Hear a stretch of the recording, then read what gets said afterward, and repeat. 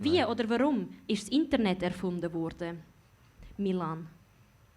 Damit du deine Mami jeden Tag auf Facebook so eine Collage schicken mit so einem Sonnenaufgang und einer Kaffeetasse, wo Carpe Diem draufsteht. Falsch buchstabiert. Capre Diem. Joso, warum ist das Internet erfunden worden? Damit ich nicht im Lexikon nach Frauenbusen suchen muss. Kavi, Internet, warum? Damit du ein E-Mail schreiben kannst, wo drauf steht, und ich schicke euch das Attachment, und dann schickst du das E-Mail und vergisst das Attachment schicken. Und dann schreibst du nochmal ein E-Mail und dann sagst du, oh, haha, jetzt mit Attachment. Und dann merkst du, dass es das falsche Attachment ist. Und dann sagst du, oh, jetzt mit dem richtigen Attachment. Und dann merkst du, dass es die falschen Leute sind. Gratis Porno. Geil. Das wäre auch eine Antwort.